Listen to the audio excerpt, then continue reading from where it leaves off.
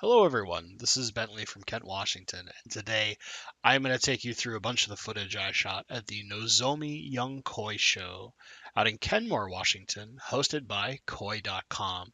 And up front, this is one of their major display ponds. This is like, if I could own a koi pond, this is what I would want. This is just beautiful. Unfortunately, there's only a few fish in it because it was really hot, especially for Washington. It was very high 80s, low 90s, which is very hot for our area, especially this time of year. So you can only see a few. But now we'll start going through all these tanks. There's a ton of fish, and I'm not going to talk about all of them because I'm really not the most knowledgeable koi person. I know a few basics. I grew up with koi, but that was my dad's thing. My dad kept koi. He had this big, like 300-gallon glass tank downstairs when I was I think it was like 6, 7, and 8 is where I remember it the most. So, I was pretty young. I really didn't learn a lot of the terminology or anything. And even my dad, like, only knew so much. He just really loved the look of koi. Now, this is where I'm going to start picking out specific fish. If I remember right, it's Tancho is the one with the big red spot on the forehead. And this Tancho fish to the side, there's other descriptors that get added because of the patterning, because it's not just white with the red dot. But we'll pan back in a second. The owner was here, so the airstone was out for a little bit for photography. This fish was the runner-up to the grand champions in the show, so that should tell you a lot about how awesome this fish was. And also, it was huge. I mean, this fish was probably like 2 feet. Is very big and very broad, so quite heavy. And here's an example. So in young koi, if I remember correctly, it's 2 years and younger is considered young koi. I'm not 100% on that, but you can see the massive difference in some of these koi. We've got some of those little bitty guys, and then some of these just big, kind of behemoth koi going around, and they're all roughly the same age. So that is just the difference of usually where they're raised and water quality and feeding. But a lot of the ones that are going to come from Japan are going to be these massive, like this big guy here, this massive, beautiful fish, whereas some of the ones that maybe are raised in the States might stay quite a bit smaller. Um, this is real interesting. So this particular fish here is a female kohaku. And you'll notice like kind of a yellow film. And then if you look really close at the bottom of the pond here, you'll see like what looks like sand. Those are eggs. In the middle of the night, the koi were sitting there bashing this poor girl against the side of the wall and forced her to spawn. So that's why their eggs are everywhere. And that's why she was alone. They pulled all the other koi out to keep her safe and to keep them safe, just to make sure no other funny business happened. These little koi here were just hiding from me. They were scared. Now, this is one of my favorite fish. And I wish I know the term for this, and I'm going to end up having to look it up. But this bright golden yellow koi. This is one of the 3 fish that I kept coming back to for my time here at the show. And it's one of those things where, like, if I ever have a koi pond in the future, I will have one of these fish. This is just that bright color is impossible to miss. It just stands out like a sore thumb, but it's one of those things that just catches your eye and you're almost mandated to watch it. Now we'll change shots here in a sec, and you'll get to see one of the 2 grand champions. So this is Grand Champion B, not this kohaku here, but the one that's about to come up that's even bigger.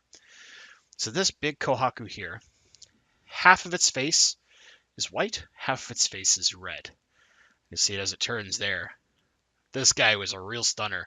And like I said, was their Grand Champion B. So my guess is they have a couple of classes, or maybe they just felt that this and the other Grand Champion tied.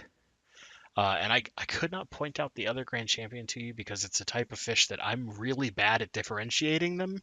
So the aficionados can tell you more. Or you can look it up on Facebook, koi.com, which is Pan Intercorp on Facebook. I'll have a link down below. This shot's really short, so let me talk about that real fast. This little fish here that's like that kind of dull orange with the white, very creamsicle-like. This was one of the other fish, but unfortunately my phone was super hot, and it actually corrupted a bunch of the video that I was shooting. So I only have that really short clip that's clean. Really, really sucks, and I'm sorry about that. This is another tank that had a fish I liked a lot because this is a pattern that my dad owned that I loved a lot. And we'll scroll up to it in a sec. It's kind of hiding. So coming across the middle here, you'll see that metallic, but with the bright orange patches in that kind of kohaku patterning instead of that red. Normally they're red, and that's what my dad had. And there's another fish coming up that looked very close to what my dad had. But this one really caught my eye a lot. This is like in my top 5 fish of the show, which I'm not a judge. I have no clue what the real characteristics of koi are. These are just the ones that caught my eye the most. So you'll see here you've got this kind of 4-step kohaku pattern where there's 4 red blotches. Each step is one of the major blotches of red color.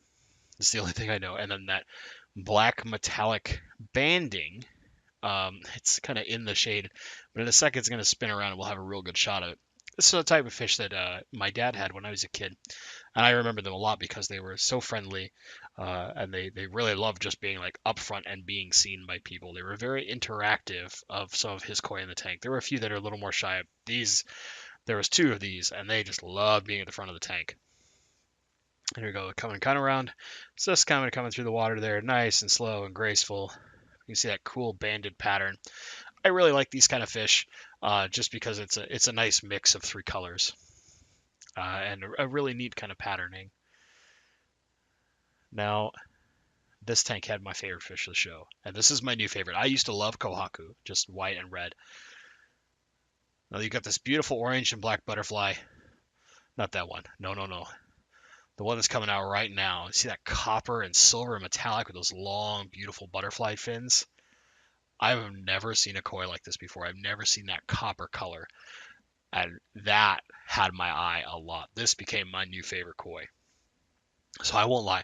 I took a little bit of video of this, and then my phone was crazy hot, and I was like, I'm going to start getting video corruption again.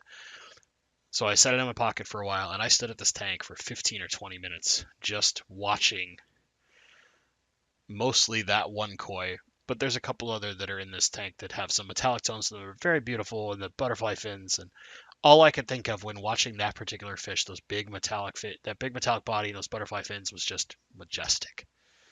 And if I ever have a koi pond, I have to have one. I just have to. After seeing that fish, I have to. So we'll get toward some of the last few tanks here, and I kind of just went through them in order. And you'll notice, how you have your showas and all that kind of stuff, and the tancho and kohakus and all that kind of stuff. And forgive me if I'm not naming every fish in this perfectly, but then you have the one that just looks like your big old goldfish. But as it comes forward a little more, you'll actually be able to see the scale patterning. And my phone doesn't do this proper justice. And I actually paid a lot of attention because once I saw the scales, you can see it there. I paid more attention to that fish than I did all the other patterned fish in the tank, just because it was so interesting in that single color to see the scales and how visibly detailed they were compared to some of the other koi. And then here you can see teeny tiny koi compared to the rest of some of these mammoths in this tank. And it looked like somebody went down the road to a local fish store, picked out a koi and brought it to the show compared to the rest of these just massive fish. But at the same time, I could not get good footage. That little fish actually had an amazing pattern, and as it gets older, it's going to be a just knockout fish. So it's just kind of neat to see some of those little things when you go to a koi show. And the last thing, we're going to get to the last couple tanks, and I won't describe anything in detail, but I want to explain something that I think is really important about our fish hobby. Every part of the world kind of has a thing that is more popular. Koi are huge in Japan and other parts of Asia. In the United States, they're not quite as popular, although they're a little more popular than I think they are in, say, like Europe. And feel free to correct me if I'm wrong, but every part of the world has a part of the fish hobby that is the most popular or the most common. And even if that's not your thing, let's say you're not into cichlids, go to a place where cichlids are being shown and look at their behavior, look at their color, and let that observation help you appreciate the fish that you love even more, and look at the differences, but also see the similarities and find those little things. And I think you'll enjoy this fish hobby even more if you do. That's it. That's all the footage. Here's the poster from the awesome Nozomi Young Koi Show, hosted by Koi.com. I hope you guys really enjoyed this. There's only about a week left in my contest, my sub giveaway, so make sure you check that out. The end card's right here. It can link you right to it if you haven't entered yet. As always, take care of yourselves. Be awesome.